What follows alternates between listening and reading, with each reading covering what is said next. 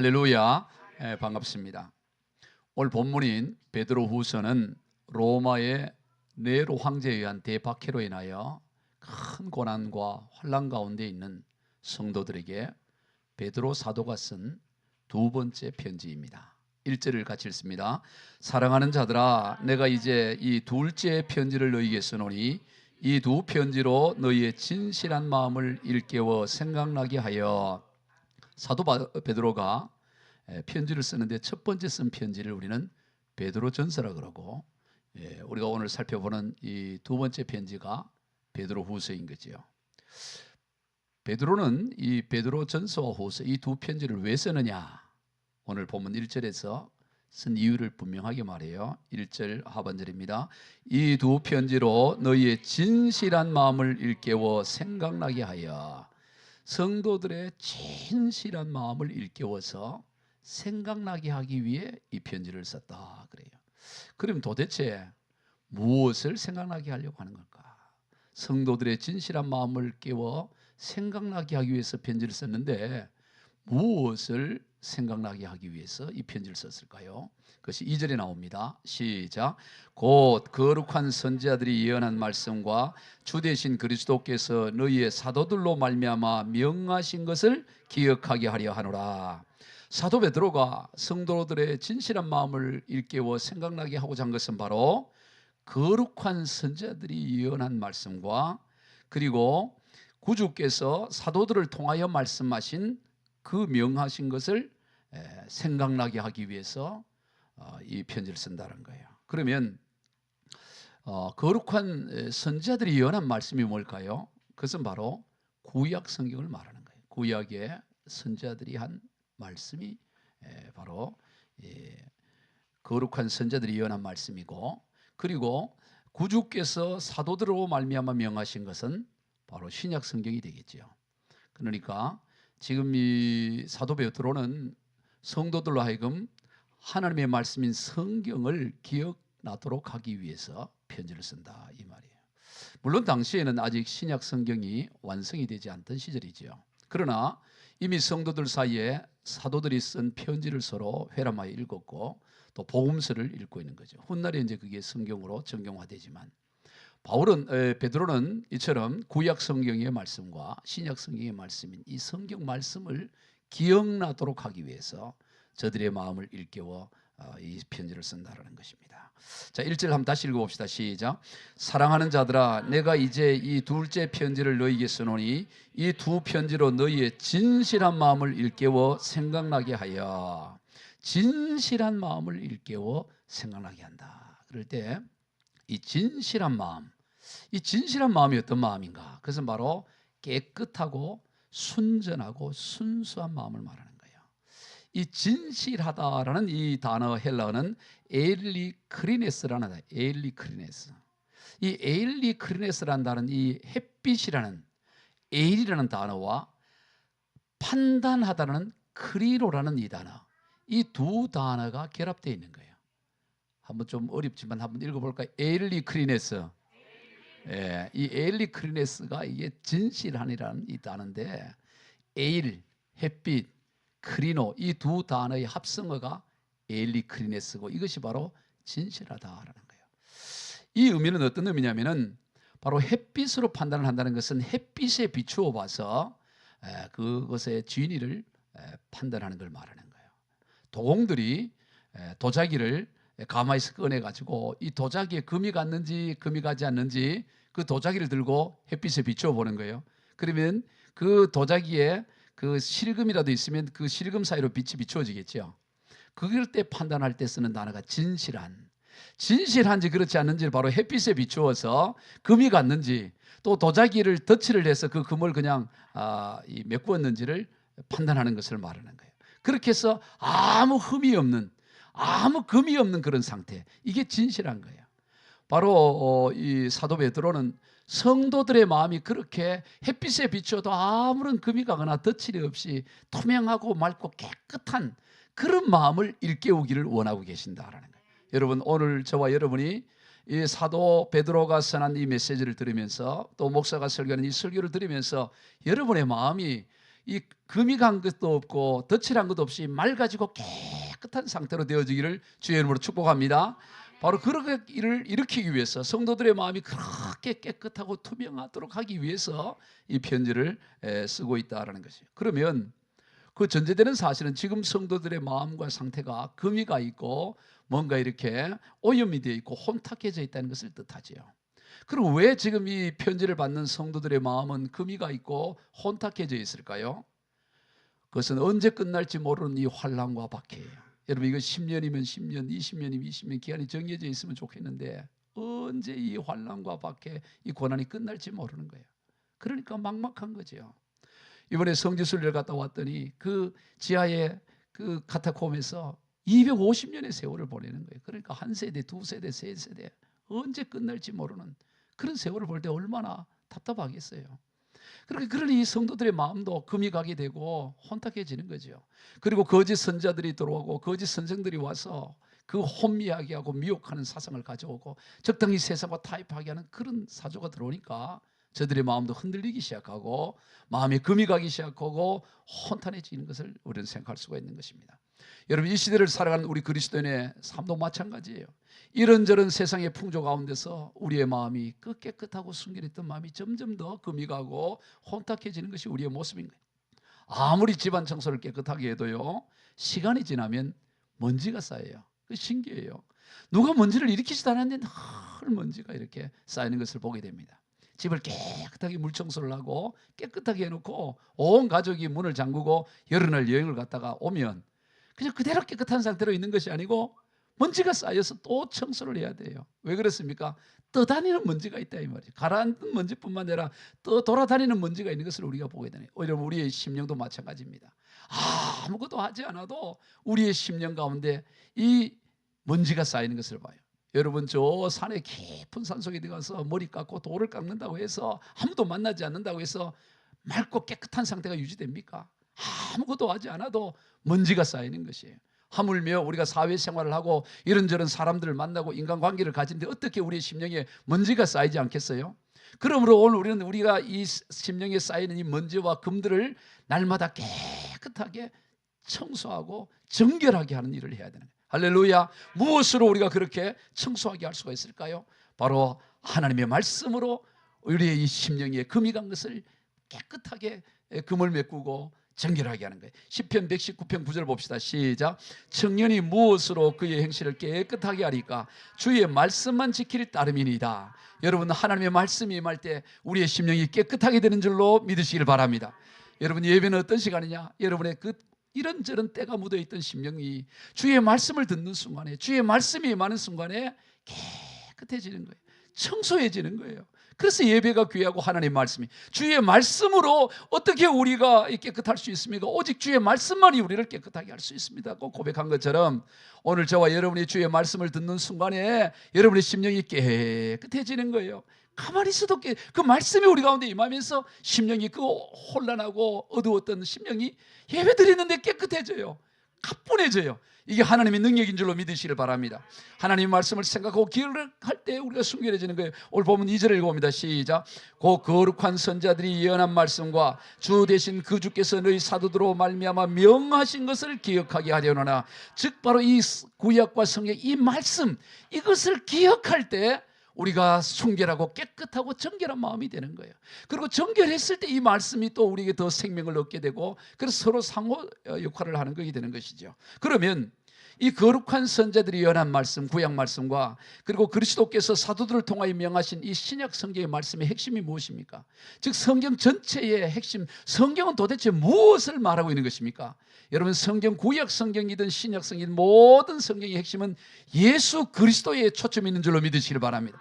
구약 성경은 오실 예수 그리스도를 계속해서 모든 요셉의 사건, 야곱의 사건, 모든 출애굽 사건, 모든 레위기에 기록된 모든 제사, 전부 그 초점은 어디를 향하고 있느냐?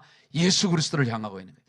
예수 놓치면 다 놓치는 거예요. 성경을 다 암송해도 구약에서는 오직 예수 그리스도에 초점을 맞추고 오실 예수 그리스도를 설명하고 있고, 신약은 바로 다시 오실 예수 그리스도, 오신 예수 그리스도께서 어떠하심을 보여주시고 그리고 다시 오실 예수 그리스도, 그것을 설명하고 있는 것이 신약 성경의 초점인 것입니다. 주님은 다시 오신다.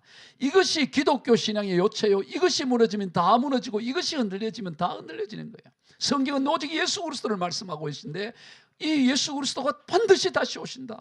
다시 반드시 오신다. 이것이 성경의 요체인 것입니다. 그래서 세상은 이것을 흔드는 거예요. 이 가장 본질을 흔드는 거예요. 오늘 보면 3절과 4절 읽어봅니다. 시작.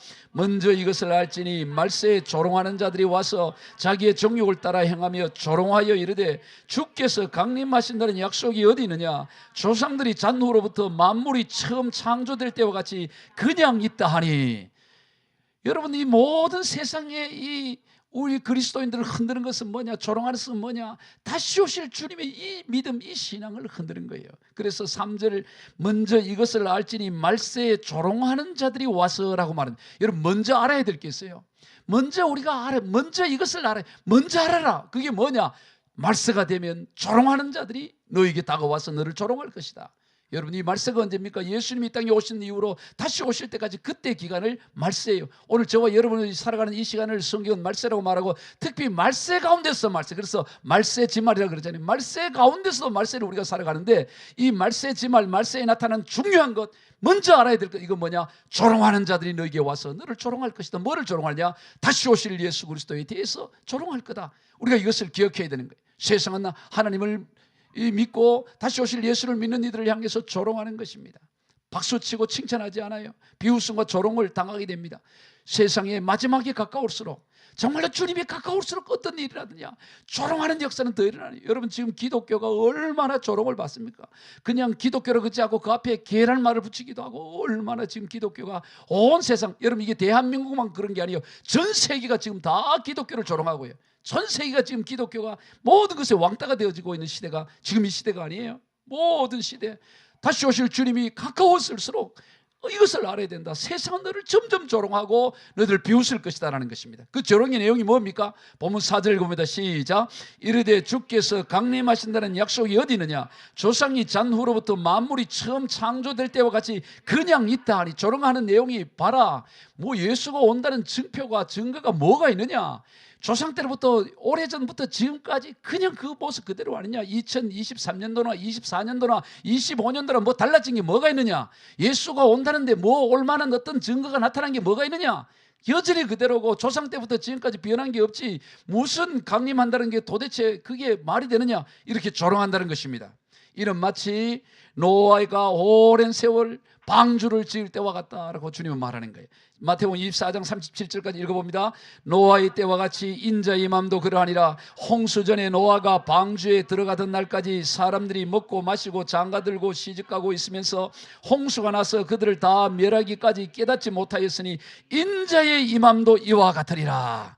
우리 주님 오실 때 꼭 어떨 때와 같으냐? 노아의 홍수 때와 똑같다고 주님 말하는 거예요.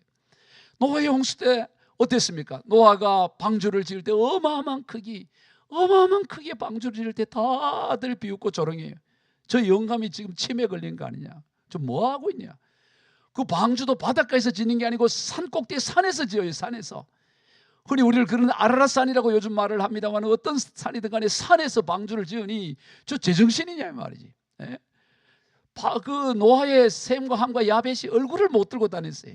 야, 너 아버지 지금 뭐 하고 있냐? 너 뭐 하다 왔냐? 친구들이 다 셈, 함, 야벳 비웃지 않겠어요? 왜 멀쩡한 저짓 왜 하고 있냐? 뭐 하고 있냐고 다 조롱하는 거예요. 그러면서 이 홍수가 날 때까지 뭘 했다는 겁니까? 시집자고 강가가고 사람들이 먹고 마시고 장가들고 다 그냥 하는 거예요. 다. 홍수가 내려서 다 멸하는 그 순간까지도, 그 홍수가 임하는 바로 그날까지도 사람들은 먹고 마시고 즐기고 비웃고 조롱했던 것처럼 예수님이 오시는 그 순간까지도 세상은 여전히 그럴 것이라고 성경 말씀하고 있는 것입니다. 그러므로 오늘 저와 여러분이 신앙생활을 하면서 조롱당하고 비움당하는 것을 당연히 여시기를 바랍니다. 우리가 잘하고 못하고의 문제가 떠나요. 기독교가 잘하냐 진리냐 그거와 상관없이 세상은 기독교를 조롱하고 모욕하는 것을 보게 되는 것입니다. 오늘 이 시대 우리가 그런 것입니다. 그런데 이런 이 조롱과 이 세상은 사실은 가만히 들여다보면 오늘 본문에서 일부러 그런다고 말하고 있어요. 오늘 본문 5절을 읽어봅니다. 시작. 이는 하늘이 예적부터 있는 것과 땅이 물에서 나와 물로 성립된 것도 하나님의 말씀을 된 것을 그들이 일부러 잊으려 함이로다. 일부러 잊으려 돼. 알려고 하고 믿으려고 하면 얼마든지 깨달을 수 있는데 사람들이 일부러 이 진리를 거부하고 받아들이려고 하지 않다, 그렇게 말하는 거예요. 일부러 무시하는 것이죠. 로마서 1장 19절 이하를 읽어봅니다. 시작. 이는 하나님을 알만한 것이 그들 속에 보임이라 하나님께서 이를 그들에게 보이셨느니라. 창세로부터 그의 보이지 아니하는 것들 곧 그의 영원하신 능력과 신성이 그가 만드신 만물에 분명히 보여 알려졌나니 그러므로 그들이 핑계하지 못할지니라.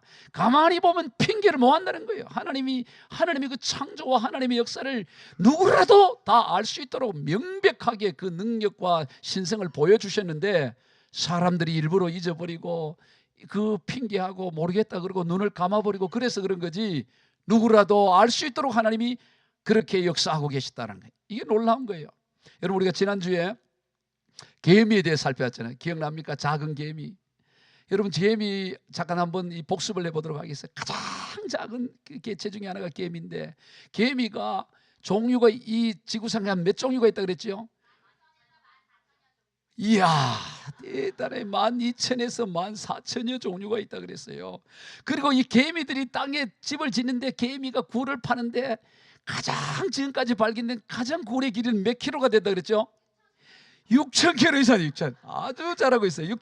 그 개미가 6,000km를 가. 여러분, 이 400km 차를 타고 부산 가더라도 지겹잖아요. 그런데 6,000km의 굴을 파고 있어요. 개미 조그만한데요. 그 개미의 뇌만, 그 뇌신경, 뉴런이라는 뇌신경 세포가 몇 개 있다고요? 25에서 50만 개의 세포가 뇌에 있어요. 놀라운 것입니다. 여왕개미는 한 번 짝짓기를 하고 나서 알을 놓는데 적게는 수만 개에서 많게는 몇억 개까지, 3억 개까지 알을 낳아요.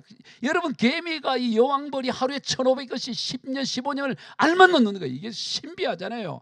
어떻게 개미 한 마리가 3억 개의 알을 놓을 수 있어요? 한 번 수정을 하고 나서. 놀라운 게, 개미는 몸속에 위가 2개가 있어요.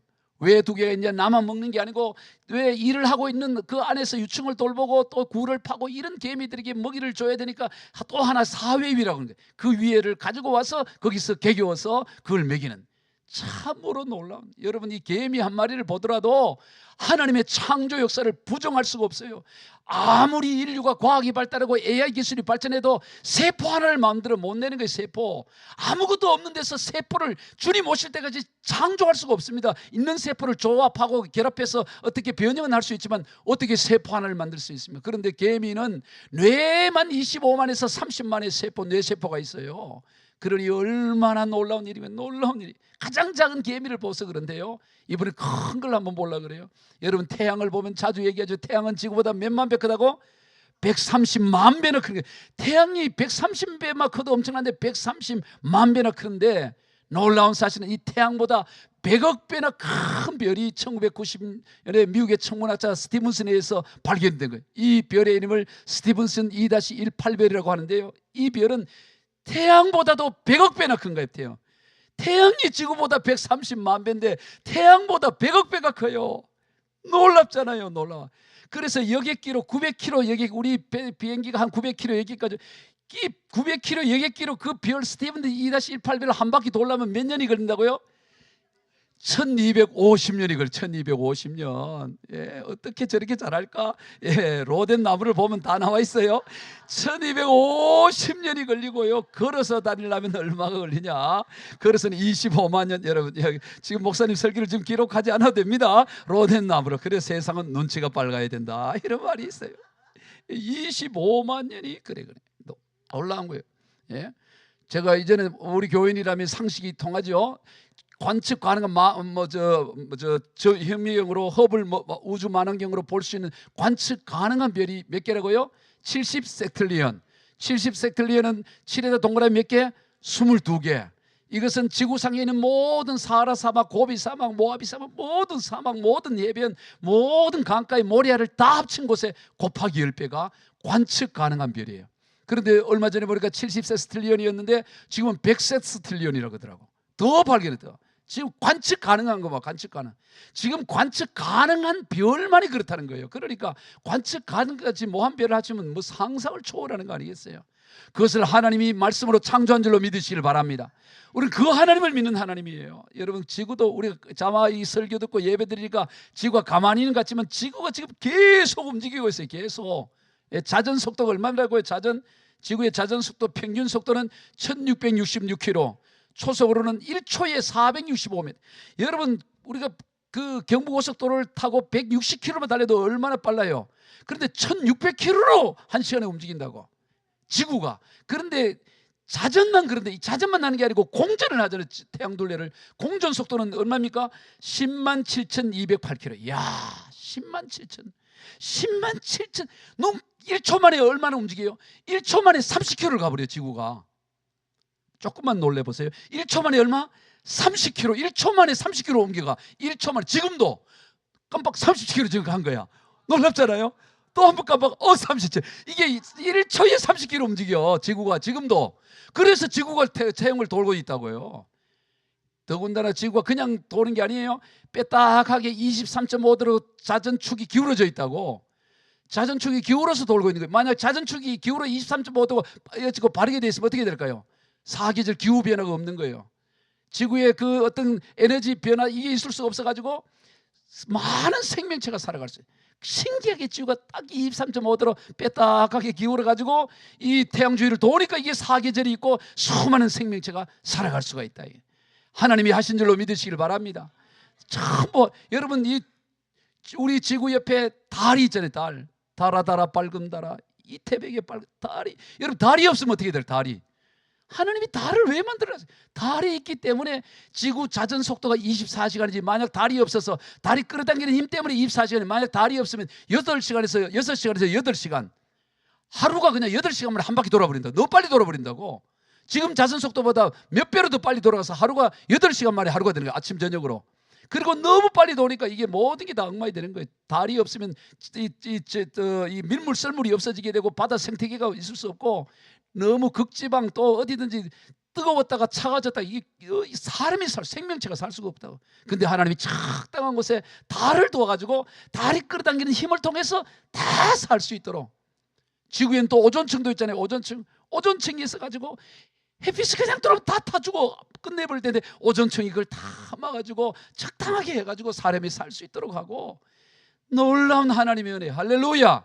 하나님이 하신 거예요. 그런데 사람들은 어떻게 합니까? 일부러 모르고, 일부러. 너무 안타까워요. 이스라엘 백성들이 광야 40년의 세월 가운데 광야 사막에 살 수가 없어요. 밤에는 밤에는 불기둥을 두고 낮에는 구름 기둥을 든 거예요. 추위에 귀뚜라미 보일러가 있습니까? 뭐가 있어 밤을 견딜 수가 있어요, 그 사막에서. 그런데 불기둥을 또 해서 따뜻하게 하고, 낮에는 구름 기둥도 해서 위니와 에어컨이 없어도 다 선선하게 하고, 다 그래 살아가는 거야. 만나 농사 짓지 않아도 하늘에서 만나가 내리고 반석에서 물이 생기고. 그런데 그거 먹고, 하나님이 내려준 그 만나 먹고, 하나님이 도저히 할 수 없는 그 반석에서 나온 물 마시고, 그리고 선선한 그늘 가운데서 뭘 합니까? 하나님을 대적했다고. 하나님이 주신 것 갖고 먹고 마시면서도 하나님을 부정하고 불신앙의 세월을 인생들이 보이고, 광야 40여정이 그러잖아요. 불평하고 불망하잖아요. 지금 먹은 게 뭔데? 하나님 주신 놀라운 것으로 먹으면서. 여러분, 우리 인생도 마찬가지예요. 오늘 우리가 살아가는 이 모든 환경을 보면 하나님이 허락하신 걸 우리가 살아가고, 먼 것 하나 물 하나 모든 것 다 하나님의 은혜로 우리가 살아감에도 불구하고, 모든 걸 하나님이 주신 거로 살아가면 하나님이 어디 있냐 그러고 무슨 그런 일 다 대항하고 통일은 그렇게 살아가네. 일부러 잊으래가, 일부러. 핑계하지 못하는데 사람이 거의 관심이 없고, 왜 내 정욕대로 내 욕심대로, 하나님이 없어야 내 마음대로, 없다고 해야 내가 마음이 편하고, 그래야 내가 그냥 내 욕심과 정욕대로 살아갈 수 있으니까 일부러 잊으려고 하고, 일부러 귀를 막고 모른 척하고 눈을 막고 있다, 이 말이에요. 할렐루야.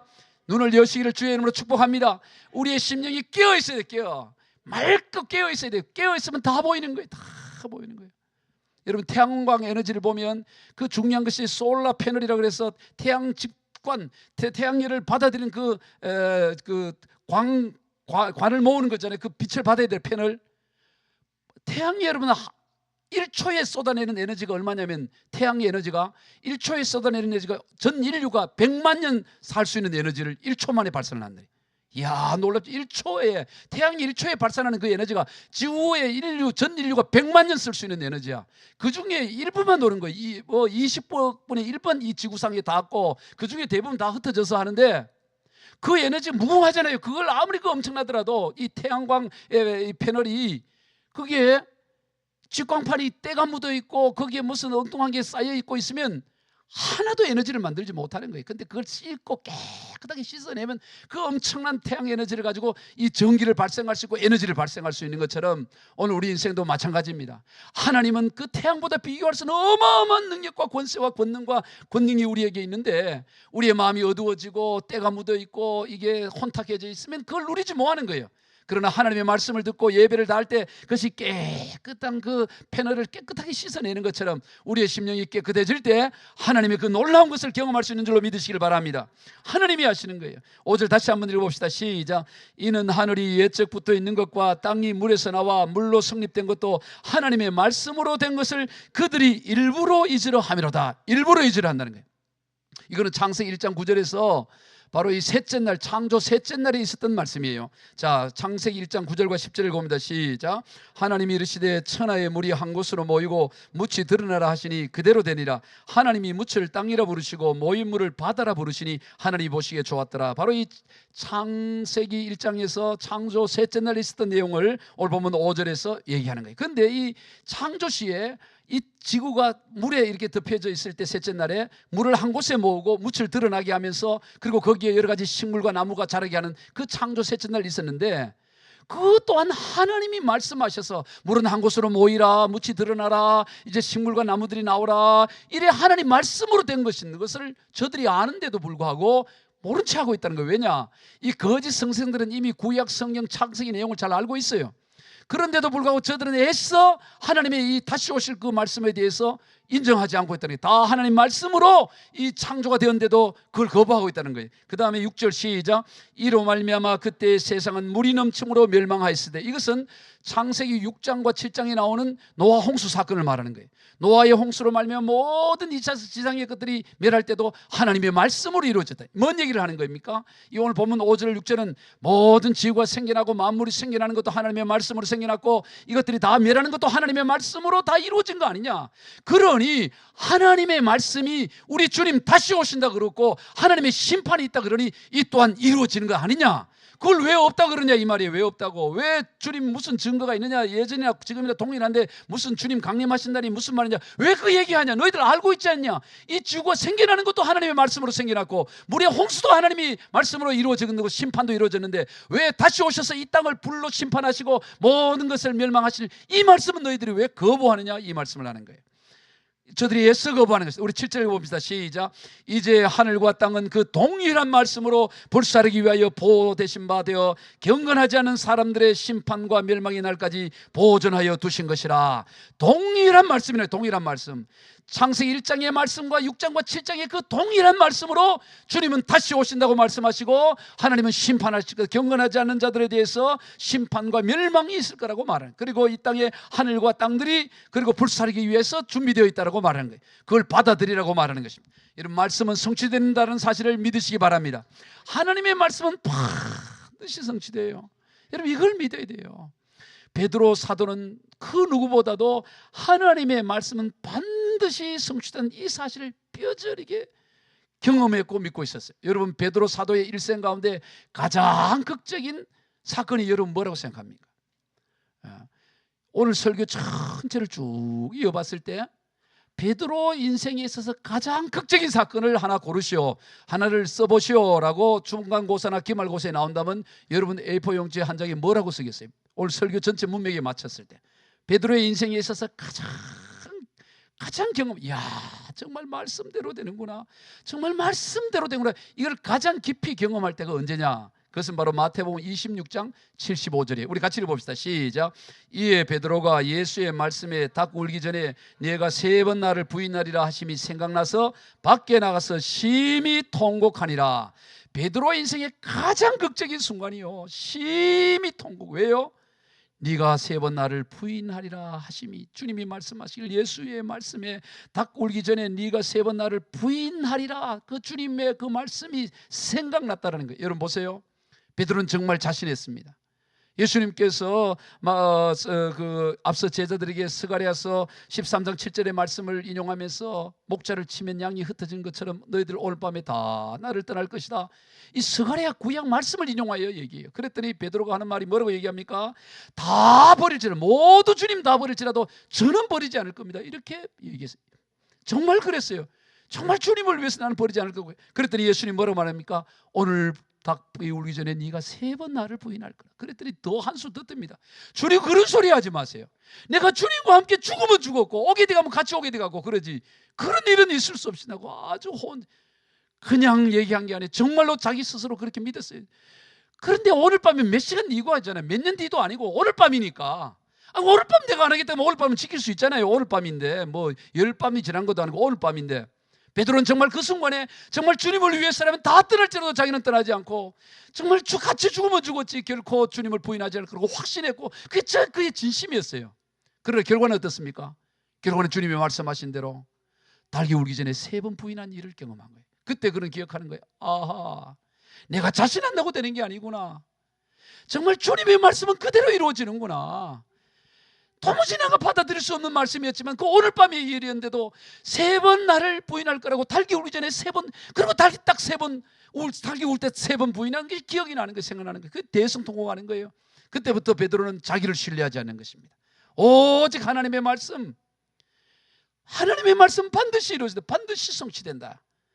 그러니 여러분, 그 성경에 예수님의 초림에 대한 얘기가 456회 나오지만 재림 다시 오실 예수님에 대해서는 1518번이나 나와요. 주님 다시 오신다. 성경에서 다시 오신다는 얘기가 처음 오신 예수님이 오신다는 초림에 대한 것보다 3배보다 훨씬 더 3.3배나 더 많습니다. 그러니 주님이 초림 오실 것을 얘기했던 대로 예수님이 오셨던 것처럼 반드시 다시 오신다는 이 믿음을 우리가 가져야 된다 이 말이에요. 예수님은 반드시 다시 오십니다. 1518번이나 기록하고 있어요. 그냥 오신다는 456번인데 다시 오신다는 것은 그것은 3.3배 이상을 다시 오신다고 말하고 있어요. 여러분, 성경에 한 줄만 기록돼도 성취가 돼요. 딱 한 줄밖에 기록되었는데 놀라운 방법으로 성취돼요. 그 대표적인 전에도 말씀드렸습니다마는 미가서 5장 2절입니다. 시작. 베들레헴 에브라다야, 너는 유다 족속 중에 작을지라도 이스라엘을 다스릴 자가 내게서 내게로 나올 것이라. 그의 근본은 상고의 영원에 있느니라. 딱 한 줄입니다. 한 구절이에요. 예수님이 베들레헴에서 태어날 것을 딱 한 줄 기록됐습니다. 이 미가 선지자가, 미가 선지자는 예수님이 오기 약 700여 년 전의 인물이에요. 700년 전에 기록했는데 예수님이 베들레헴에서 태어날 거다. 그러면 어떻게 됩니까? 베들레헴에서 잉태가 되어야 되죠. 베들레헴에 있는 한 여인의 뱃속에서 잉태가 되어야 될 것입니다. 그런데 베들레헴에서 약 120에서 150km 북쪽에 떨어져 있는 나사렛, 갈릴리 나사렛의 여인 뱃속에 예수님이 오신 거예요. 아니, 베들레헴에서 태어나면 베들레헴에 있는 여인의 뱃속에 태어나야 되잖아요. 근데 거기서 120에서 170km 떨어져 있는 갈릴리 나사렛에 있는 마리아의 뱃속에서 잉태, 그러면 거기서 태어날 수가 없잖아요. 그런데 아우구스도가 옥타비아누스가 명령을 내려서 참 그 로마 제국에 있는 사람들을 호적을 하라 그러니까 그 황제의 명령이고 어떻게 합니까? 그래서 그 직선거리가, 그런데 거기 그 베들레헴으로 오기 위해서 당시에는 그 중간에 사마리아 지역이 있기 때문에 사마리아 지역을 피해서 요단 동편을 지나서 돌아서 오다 보니까 약 230km를 돌아서 오는 거예요. 여러분, 막달입니다.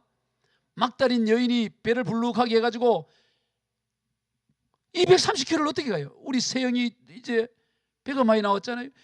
세영 집사님, 230km를 어떻게 걸어갑니까? 지금 KTX를 타고 가는 것도 아니고 자가용으로 가는 것도 아니고 걸어서 가야 되는데, 그런데 황제의 명이 아니면 안 간다고요. 황제의 명, 황제의 엄한 명은 죽더라도 해야 되는 거예요.